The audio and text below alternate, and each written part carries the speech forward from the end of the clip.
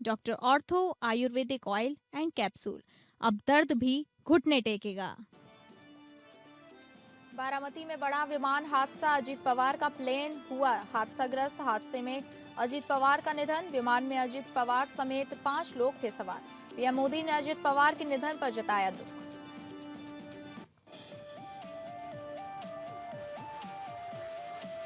आज से संसद का बजट सत्र, राष्ट्रपति के अभिभाषण से बजट सत्र का हुआ आगाज। 1 फरवरी रविवार को वित्त मंत्री निर्मला सीतारमण लगातार 9वीं बार केंद्रीय बजट पेश करेंगी। संसद का बजट सत्र 28 जनवरी से 2 अप्रैल तक चलेगा। भारत और ईयू की मदर ऑफ ऑल डील पर लगी मोहर। 90% से अधिक वस्तुओं पर आयात शुल्क घटाने या समाप्त करने पर सहमति। पीएम मोदी बोले, यह साझा समृद्धि का नया blueprint. Bharat EU trade deal से अमेरिका को लगी मिर्ची। ट्रंप के मंत्री बोले, खुद अपने खिलाफ वॉर की फंडिंग कर रहा यूरोप। यूजीसी के नए नियम पर देश भर में छात्रों का विरोध प्रदर्शन। दिल्ली में यूजीसी मुख्यालय के सामने प्रदर्शन। वहीं लखनऊ यूनिवर्सिटी के छात्रों ने भी किया प्रदर्शन। छात्रों ने कहा, यह भेदभाव बढ़ाने वाला कानून।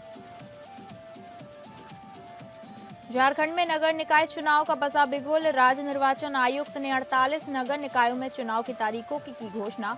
23 फरवरी 2026 को मतदान, 27 फरवरी को नतीजे होंगे घोषित।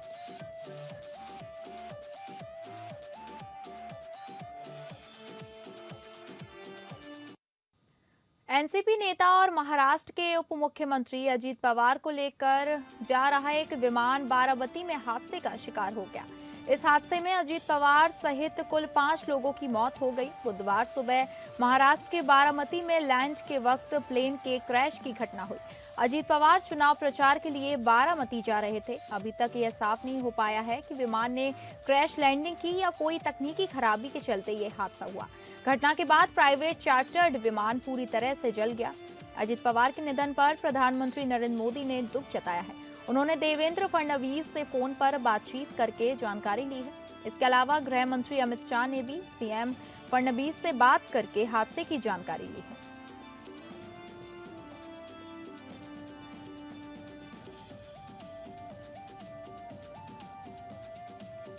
आपको बता दें, एनसीपी नेता और महाराष्ट्र के उप मुख्यमंत्री अजीत पवार को लेकर एक विमान बारामती हादसे का शिकार हो गया। इस हादसे में अजीत पवार सहित कुल 5 लोगों की मौत हो गई है। बुधवार सुबह महाराष्ट्र के बारामती में लैंड के वक्त प्लेन के क्रैश की घटना हुई। अजीत पवार चुनाव प्रचार के लिए बारामती जा रहे थे। अभी तक ये साफ नहीं हो पाया है कि विमान ने क्रैश लैंडिंग की या कोई तकनीकी खराबी के चलते ये हादसा हुआ। वहीं घटना के बाद प्राइवेट चार्टर्ड विमान पूरी तरह से जल गया है। अजीत पवार के निधन पर प्रधानमंत्री नरेंद्र मोदी ने दुख जताया है। उन्होंने देवेंद्र फडणवीस से फोन पर बातचीत करके जानकारी ली है। इसके अलावा गृह मंत्री अमित शाह ने भी सीएम फडणवीस से बात करके हादसे की जानकारी ली है।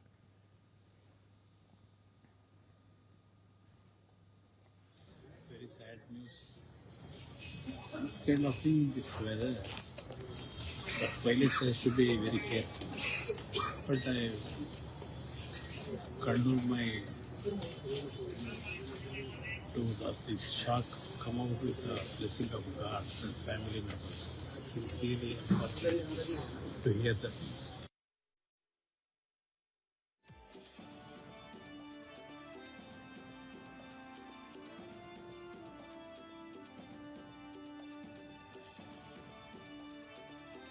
शरद पवार के सियासी बारिश बनकर उभरे।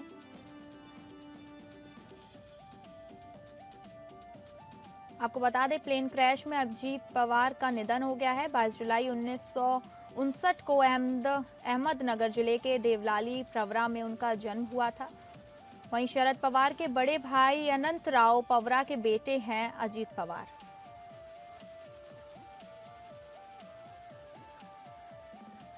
बारामती से अजीत पवार ने प्राथमिक शिक्षा हासिल की थी। वह 66 वर्ष के थे। अजीत पवार ने अपने चाचा शरद पवार की उंगली पकड़कर 1982 में राजनीति में कदम रखा था। 1991 में पहली बार बारामती संसदीय क्षेत्र से लोकसभा चुने गए थे अजीत पवार। 1995 में पहली बार पुणे जिले में बारामती विधानसभा निर्वाचन क्षेत्र से विधायक बने थे अजित पवार। बारामती से 1995, 1999, 2004, 2009, 2014, 2019 और 2024 में विधायक बने अजित पवार। अजित पवार अपने 45 साल के सियासी सफर में एक बार संसद और 7 बार विधायक रह चुके हैं। और ज्यादा जानकारी के साथ हमारे संवाददाता सर्वजीत सोनी हमारे साथ जुड़ गए हैं।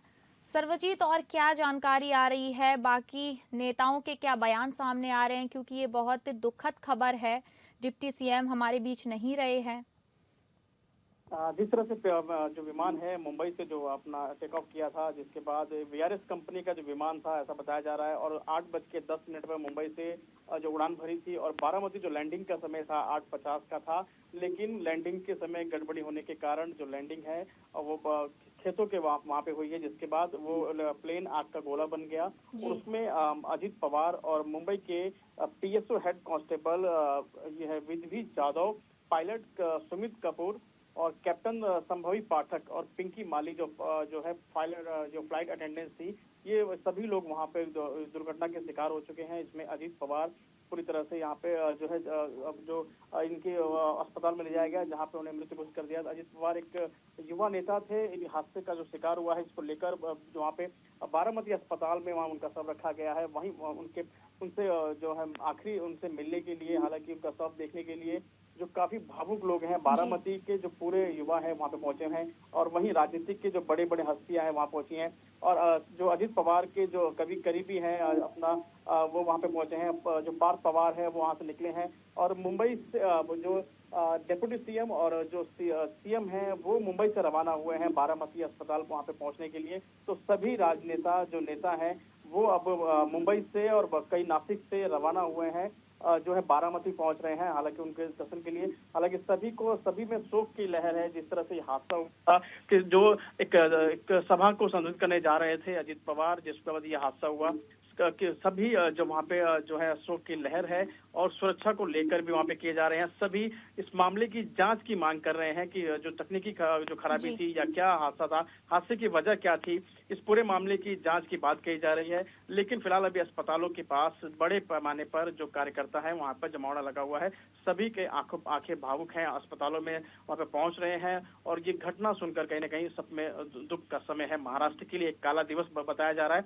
सभी का इसमें बयान आ रहा है, जो एनसीपी के हो, चाहे नेता कांग्रेस के हो, चाहे विपक्ष के हो, चाहे पक्ष के हो, सभी वहां पर एक दुखद जो है उनको संदेश मिला है, जिस तरह से वो भावुक हुए हैं। और वहीं जो पीएम की तरफ से भी एक ट्वीट किया गया है, जिसमें वो भावुक ट्वीट किया गया है। तो इसमें जो है महाराष्ट्र के लिए एक काला दिवस आज बताया जा रहा है कि काला दिन है, जिसमें एक युवा नेता, एनसीपी के एक बड़ा चेहरा कि युवा नेता खो दिया गया है महाराष्ट्र में। जी, और क्या जानकारी आ रही है? जिस तरह से और भी जैसे वहाँ पे जो हादसा हुआ था, जिसके बाद नासिक से छगन भुजबल वहाँ के लिए पहुंचे हैं, और ये धनंजय मुंडे काफी करीबी रहे हैं उनके, और जिस तरह से उन्होंने कहा है कि एक बयान भी दिया है कि पिता के बाद मुझे अजित पवार ने ही जो ऐसी कमी महसूस नहीं होने दी, पिता की तरह उन्होंने मुझे संभाला है राजनीतिक करियर को लेकर। तो इसमें कहीं ना कहीं भावुक है सभी अपने बयान को देते हुए, एक आंखों में एक उनका नम है। जिस तरह से अजित पवार का ये दुखद संदेश महाराष्ट्र को मिला है, तो कहीं ना कहीं सभी के आंखों में नम है। और महाराष्ट्र में जिस तरह से ये मसूबे का जो हादसा हुआ था, जिसके बाद अभी भी लोग को ऐसा है कि जो अजित पवार की जो घटना है, कहीं ना कहीं एक जिस तरह से उनको यकीन नहीं हो रहा है, लेकिन कहीं ना कहीं उनको जिस तरह से अस्पतालों का जो घेराव किया जा रहा है, हालांकि अस्पतालों में बड़े पैमाने पे जो कार्यकर्ता वहाँ पे मौजूद हैं वो सत्य और रोते हुए देखा गया है, और अंतिम दर्शन के लिए वहाँ पे जो लोग हैं जो काफी ग्राउंड से जुड़े हुए नेता थे। अजित पवार कार्यकर्ता के साथ से लेकर तुरंत फैसले लिया करते थे। अजित पवार के पास अगर कोई कार्यकर्ता अपनी शिकायत या कुछ अपनी समस्या लेके जाता है, तो वो एक डेप्यूटी सीएम और एक बड़े औहदे को होते हुए भी एक कलेक्टर्स और तहसीलदार को तुरंत फोन करके उनकी जो समस्या है तुरंत हल करने के लिए बात कहते थे। तो लोगों से काफी जुड़े हुए जो नेता थे, तो इस पे कहीं ना कहीं लोग ज्यादा भावुक हैं, और कार्यकर्ता का जमावड़ा बारामती में लगा हुआ है। जी ठीक है, बहुत बहुत धन्यवाद आपका जानकारी साझा करने के लिए। और तमाम जानकारी के साथ मुगले शेख हमारे साथ संवाददाता नेता हमारे माफ कीजिएगा जुड़ गए हैं। अजीत पवार के जाने से राजनीति में क्या क्षति पहुंची है? साहब जैसा दुनिया में दोबारा मेरे हिसाब से कोई नेता होगा ना है, क्योंकि अजीत पवार गरीबों का मसीहा था और अजीत पवार साहब तुरंत फोन उठाकर गरीब लोगों को मदद करने का काम करता था, न्याय देता था किसानों की, चाहे कोई भी है, चाहे महिलाओं का समस्या हो। देश का बहुत बड़ा लीडर हमने खोया है। आज भावभीनी श्रद्धांजलि देता मेरे पूरे परिवार की तरफ से, मैं मेरे समाज के तौर जी। से ऐसे नेता दोबारा शायद ही भारत देश में होगा। फीलिंग है क्योंकि मेरा नेता था, मैं उनका एक सिपाही और राष्ट्रवादी पार्टी का, उसके नाते बहुत दुखद घटना जो ये सुना मैं टेलीविजन के माध्यम से, जब चैनल में देखा, उसके बाद अभी हम लोग ऑन द वे है, सब पहुंच रहे हैं उनके पास। और ये भी बताया जा रहा है कि ये न्यूज सही है कि अजीत पवार साहब नहीं है दुनिया में, लेकिन अजीत पवार की कमी हम सबको हमेशा रहेगा और है। आज सुनने के बाद ऐसा लग रहा है कि अजीत पवार दुनिया से गया नहीं है, हमारे बीच है। और अजीत पवार साहब के बारे में मैं क्या कहूँ, छोटे छोटे कार्यकर्ताओं को बात करता था मुंबई ऑफिस में, चाहे महाराष्ट्र में मंत्रालय के सामने A4 बंगला नंबर A5 है, हमारा जो कार्यालय है, उसमें लोगों को चलते चलते बात करता था। वो अजीत पवार साहब के अंदर जो देखा गया, ऐसा कोई नेता अपना जो उनका जो सारे जो घेराबंदी तोड़ के, मतलब बॉडीगार्ड वगैरह को छोड़ के अलग जगह बात करता था। मैं बहुत ही क्या बताऊं, मैं मेरा नेता चला गया, सब कुछ खत्म हो गया ऐसा लगता है। अभी कुछ बोल नहीं पा रहा हूँ आपके चैनल में कि भाई अजीत पवार साहब ने जो भी किया काम किया, विभाग अंदर से किया है, लोगों को जो भी न्याय देने का काम किया, पार्टी का परवाह ना करते हुए, लोगों की परवाह ना करते हुए अपने लोगों को न्याय देने का काम किया है। कार्यकर्ता को न्याय दिया, किसानों को न्याय दिया, बहनों को न्याय दिया, वरिष्ठ नागरिक के साथ में बात करता था चलते चलते। जी तो मुकेश, ये समझ अजीत सकते पवार हैं जिस तरीके से पूरे देश को उनके जाने की क्षति है, मगर कहीं ना कहीं एनसीपी पार्टी भी जिससे उनके जाने को लेकर हुई है, तो एनसीपी पार्टी को लेकर उन्हें कितनी क्षति पहुंची है उनके जाने से? देखिए, बहुत एक बेटा जैसे हमने हमारे बाप को खोया है, और कार्यकर्ता अपने बड़े भाई दादा दादा थे, बाप के दर्जा देते थे हम लोग, आज जी। हमारे बीच नहीं रहे। आज ये दुख कोई भी नेता हमारे जो दुख को है ये भर नहीं सकता। ये घाव जो है इसको पूरी तरफ से वो जितना भी कोई भी नेता होने दीजिए, मैं कहना चाहूंगा अजीत पवार की जगह कोई नहीं ले सकता है। अजीत पवार थे, और अजीत पवार के परिवार के साथ मेरे समाज और मैं, मेरे पूरी टीम इस दुखद घटना में हम खड़े हैं। और भावभीनी श्रद्धांजलि मैं दुआ करता हूँ मालिक परवरदिगार से, मालिक और ईश्वर उनको आत्मा को उनकी शांति दे, और वो जो है हमेशा लोगों के दिल में राज किया है, दिलों में रहे, और उनके परिवार के साथ हम सब जो है इस दुखद घटना में शामिल हैं। मैं क्या बताऊं, लाखों के हिसाब से, करोड़ों के हिसाब से देश के अंदर और महाराष्ट्र के अंदर लोग आंसू बहा रहे हैं। हर घर में लोग एक मातम मना रहे हैं। मुंबई शहर के अंदर देख सकते हो सन्नाटा सा हो गया। महाराष्ट्र के लोग सन्नाटे साफ जिस तरह सूंघ गया है। ये खबर सुनने के बाद लोगों को ऐसा लग रहा है कि अजीत पवार हमारे बीच से नहीं गया है, कि हमारे बीच में है। तो ये इसको जो है भरने पे अभी विश्वास नहीं हो रहा है कि अजीत पवार साहब हमारे बीच नहीं है। और अजीत पवार उनके जैसा दोबारा दुनिया में कोई नेता शायद पैदा हुआ है ना होगा, मेरा यही कहना है। नवाब मलिक साहब भी निकले, तटकरे साहब, तमाम जितने भी हमारे मुंबई शहर के बड़े नेता है, सारे सिद्धार्थ कांबळे साहब, सारे लोग निकल चुके हैं। तो इसी मैं भी सफर में हूँ, आपको इसलिए मैं लाइव दे नहीं पाया, तो फोनों में बात कर रहा हूँ मैं, और मेरी आंखों से आंसू गिर रहा है। मेरे साथ प्रिय रफेल साहब है, हम बहुत दुखद घटना से जा रहे हैं। हमारे से जो हमारे गाड़ियां चला रहे ड्राइवर, लेकिन क्या बताएं, सारे लोगों के दिमाग में एक ही चीज है कि अजीत दादा पवार साहब गए नहीं है, हमारे पीछे है। जी, समझ सकते हैं मुकेश जी आपकी भावनाओं को, और ये देश के लिए बहुत ही क्षति की बात है कि अजीत पवार अब हमारे बीच नहीं रहे हैं। आज का दिन पूरे महाराष्ट्र के लिए काला दिवस माना गया है। बहुत बहुत धन्यवाद आपका हमारे साथ जुड़ने के लिए।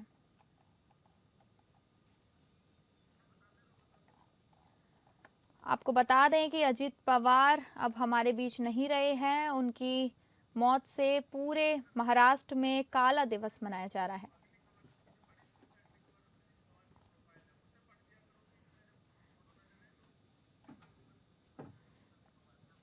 आपको बता दें, अब आप बात करते हैं अजीत पवार के सियासी सफर को लेकर। तो अजीत पवार ने अपने चाचा शरद पवार की उंगली पकड़कर राजनीति में कदम रखा।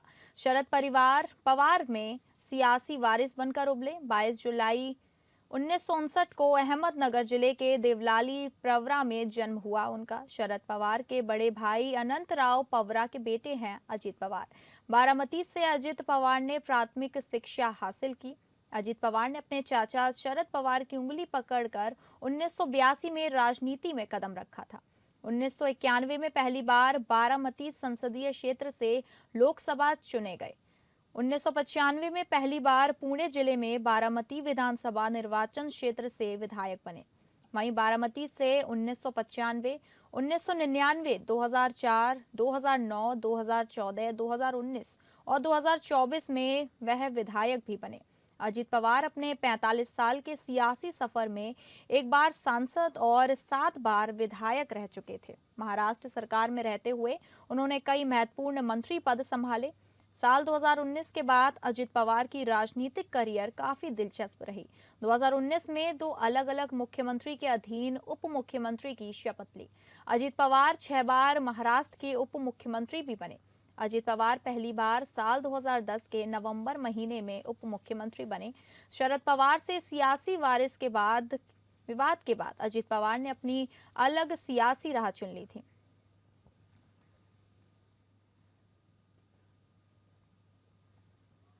भारत और यूरोपीय संघ ने मंगलवार को फ्री ट्रेड एग्रीमेंट पर बातचीत पूरी होने का ऐलान किया। यूरोपीय नेताओं की तरफ से इस समझौते को मदर ऑफ ऑल डील्स कहा जा रहा है। प्रधानमंत्री मोदी ने कहा कि भारत ने अब तक का सबसे बड़ा व्यापार समझौता पूरा किया है। भारत और यूरोपीय संघ ने मंगलवार को अपने ऐतिहासिक फ्री ट्रेड एग्रीमेंट पर बातचीत पूरी होने की औपचारिक घोषणा कर दी है। प्रधानमंत्री नरेंद्र मोदी ने कहा, आज का दिन हमेशा याद रखा जाएगा, जो हमारे साझा इतिहास में हमेशा के लिए दर्ज हो गया है। उन्होंने बताया कि यूरोपीय परिषद के राष्ट्रपति एंटोनियो कोस्टा और यूरोपीय आयोग की अध्यक्ष उर्सुला वॉन डेर लेयन के साथ मिलकर ऐतिहासिक Bharat EU free trade agreement के पूरा होने की घोषणा की गई है। यूरोपीय यूनियन की तरफ से एक एक्स पोस्ट में कहा गया है कि EU और भारत ने आज एक महत्वाकांक्षी और व्यापक फ्री ट्रेड एग्रीमेंट पर बातचीत पूरी कर ली है। भारत और यूरोप फ्री ट्रेड एग्रीमेंट पर हस्ताक्षर के बाद यूरोपीय आयोग की अध्यक्ष उर्सुला वॉन डेर लेयन ने कहा, प्रधानमंत्री मोदी, हमने कर दिखाया, हमने mother of all deals deliver की है। पीएम मोदी ने कहा कि यह समझौता आर्थिक रिश्तों को मजबूत करेगा, युवाओं के लिए नौकरियां पैदा करेगा, कारोबार के नए मौके देगा, साझा समृद्धि को बढ़ाएगा और वैश्विक सप्लाई चेन को मजबूत करेगा। उन्होंने कहा, दुनिया की दूसरी और चौथी सबसे बड़ी अर्थव्यवस्था के बीच ये ऐतिहासिक डील अभूतपूर्व अवसर पैदा करेगी और पूरी वैश्विक समुदाय को फायदा पहुंचाएगी। यूरोपीय आयोग की अध्यक्ष उर्सुला वॉन डेर लेयन ने भी इस समझौते की जमकर तारीफ की। उन्होंने पीएम मोदी से कहा, हमने कर दिखाया।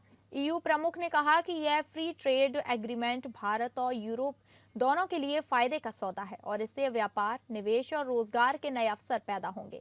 उधर भारत और यूरोपीय संघ के बीच ऐतिहासिक फ्री ट्रेड एग्रीमेंट को लेकर अमेरिका नाराज दिख रहा है। अमेरिकी ट्रेजरी सेक्रेटरी का कहना है कि यूरोप भारत से ट्रेड कर रूस यूक्रेन जंग को अप्रत्यक्ष रूप से फंड कर रहा है। भारत और यूरोपियन यूनियन का सहयोग एक पार्टनरशिप फॉर ग्लोबल गुड है। हम इंडो पैसिफिक से लेकर कैरेबियन तक ट्राइलेटरल प्रोजेक्ट को विस्तार देंगे। इससे सस्टेनेबल एग्रीकल्चर, क्लीन एनर्जी और विमेन एम्पावरमेंट को ठोस समर्थन मिलेगा। हम साथ मिलकर आईमैक कॉरिडोर को ग्लोबल ट्रेड और सस्टेनेबल डेवलपमेंट की एक प्रमुख कड़ी के रूप में स्थापित करेंगे। यहीं से एक नया युग शुरू हुआ। इस अभूतपूर्व यात्रा के लिए, भारत के प्रति आपकी मित्रता के लिए और हमारे साझा भविष्य के प्रति आपकी प्रतिबद्धता के लिए प्रेसिडेंट कोस्टा और प्रेसिडेंट वॉन डेर लेयन का हार्दिक धन्यवाद करता हूं। नासिक से गणतंत्र दिवस समारोह के दौरान एक हैरान कर देने वाला घटनाक्रम सामने आया है। ध्वजारोहण कार्यक्रम के भाषण में संविधान निर्माता डॉक्टर भीमराव अंबेडकर का नाम न लेने पर महाराष्ट्र के जल संसाधन मंत्री एवं नासिक के प्रभारी मंत्री गिरीश महाजन को विरोध का सामना करना पड़ा। समारोह के बीच से ही माहौल उस वक्त गर्मा गया जब एक महिला अधिकारी ने इस मुद्दे पर खुलकर आपत्ति जता दी।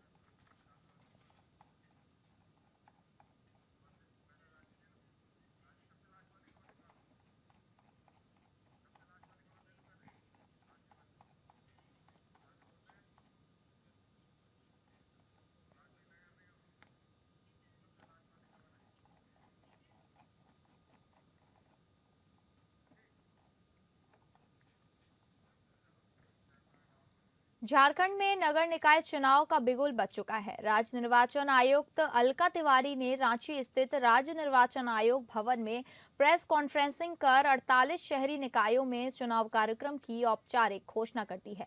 आयोग के मुताबिक इन सभी निकायों में चुनाव गैरदलीय आधार पर बैलेट पेपर से कराए जाएंगे। घोषणा के साथ ही आज से सभी संबंधित क्षेत्रों में आचार संहिता भी लागू कर दी गई है। चुनाव कार्यक्रम के तहत 29 जनवरी से 4 फरवरी तक नामांकन दाखिल किए जाएंगे, जबकि 6 फरवरी को नाम वापसी की अंतिम तिथि तय की गई है। प्रत्याशियों को 7 फरवरी को चुनाव चिन्ह आवंटित किए जाएंगे। मतदान 23 फरवरी 2026 को होगा और 27 फरवरी को मतगणना के बाद परिणाम घोषित किए जाएंगे। राज्य निर्वाचन आयोग ने बताया कि चुनाव को शांतिपूर्ण और निष्पक्ष ढंग से संपन्न कराने के लिए तैयारियां लगभग पूरी कर ली गई हैं। अब पूरे राज्य में शहरी निकाय चुनाव की प्रक्रिया तेज हो गई है और प्रशासनिक स्तर पर भी गतिविधियां बढ़ गई हैं।